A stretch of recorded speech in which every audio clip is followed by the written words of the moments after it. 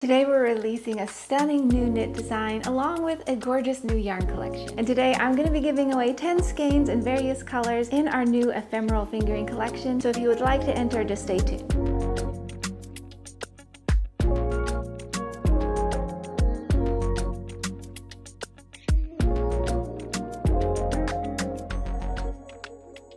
We've just released our newest knitted design by Patricia Lyocell named Moissanite. It's a shimmering, draping shawl that feels like pure luxury. This shawl will take you on a glorious knitting adventure through sumptuous lacework and beautiful mosaic stitching. This pattern is like taking a stroll on a garden path and finding little treasures along the way. There's always something interesting ahead.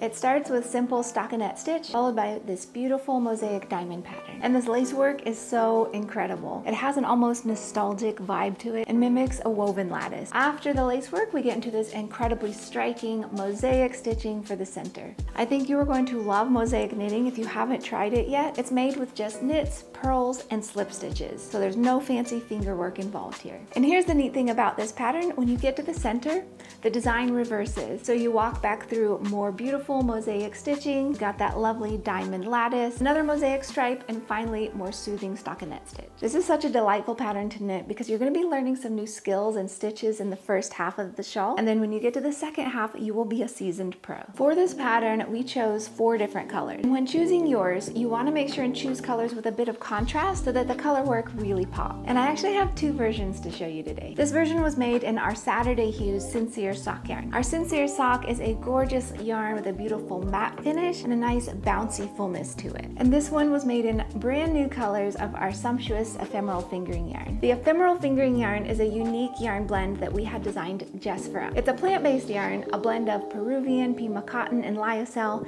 dyed in rich, dreamy colors. It is so incredibly soft. It feels like the delicate brush of a flower petal against your skin. It's lightweight and airy, and it's a cool yarn, wonderful for warmer temperatures. And if you'll look closely, you'll see a shimmering strand of Lyocell wrapped around the cotton. So not only does it have a little bit of sophisticated dazzle, but it also provides structure to the yarn. This yarn base is wildly popular, and all of these colors are limited edition, so please order as many as you need while they're still available. If you would love to get the yarn and the pattern, you can get both at expressionfiberarts.com. And be sure to sign up for email updates for weekly free knit and crochet patterns. And to enter the giveaway for the 10 skeins of Ephemeral Fingering, just be sure you're subscribed to our YouTube channel and comment below letting me know your favorite thing about this pattern.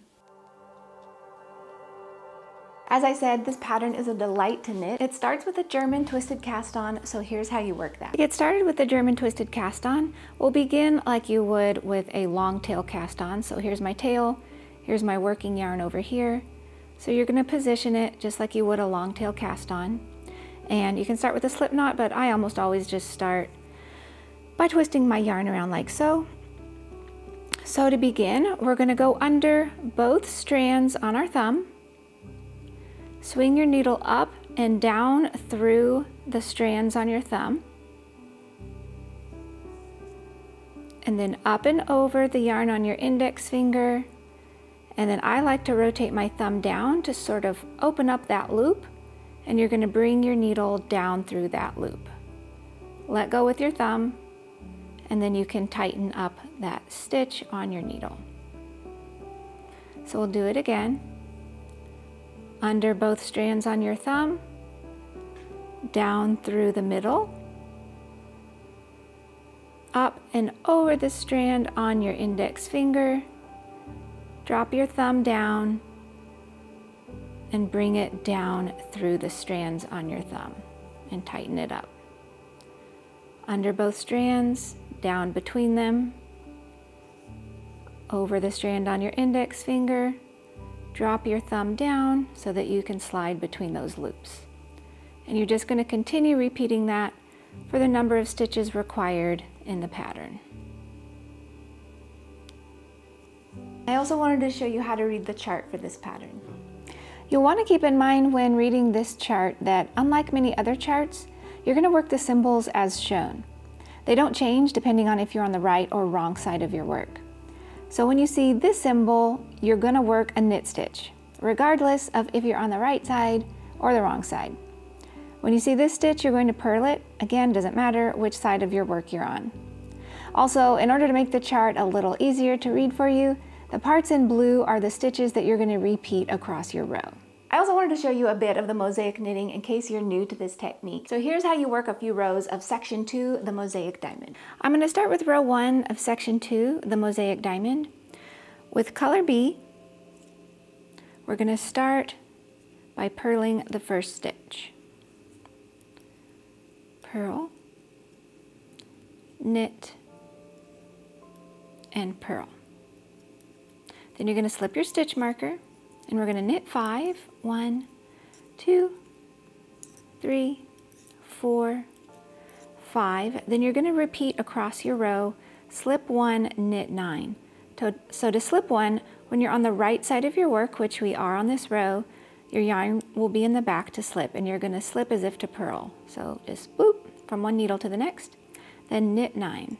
1, 2, 3, 4, 5, 6, 7, 8, 9, and you'll continue repeating slip 1, knit 9 until you're 6 stitches before your next marker. Making sure the yarn is in the back because we're on a right side row, we're going to slip that next stitch as if to purl, and then knit 5. 2, 3, 4, 5. Then you'll just go ahead and slip your stitch marker, purl 1, knit 1, and purl 1. For row 2, we're continuing on working with color B. We're going to start with a purl 1, knit 1, purl 1, and slip your stitch marker. Bring your yarn to the front, and we're going to purl 5, 2, 3, 4, 5, and we're going to slip 1, and when you're slipping stitches on the wrong side, make sure that your yarn is here towards the front, which is the wrong side of your work. So slip that next stitch as if to purl, and then purl 9, 2, 3, 4, 5, 6, 7, 8, and 9, and you'll continue repeating that across, slip 1, purl 9, until you're 6 stitches before your stitch marker. Then keeping your yarn here in the front, since we're on the wrong side, slip the next stitch, purl 5, 3, 4, 5, go ahead and slip your stitch marker, purl 1, knit 1, and purl 1. For row 3, we're going to drop color B. Go ahead and grab color A, and you can just pull it up the side. Try not to get it too tight, leave a little bit of slack in there. We'll begin with a purl 1, a knit 1, a purl 1, and then you're going to slip your stitch marker. This is a nice relaxing row. You're just going to go ahead and knit all of your stitches across until you reach your next marker, including those stitches that you slipped. Just knit every stitch as you come to it.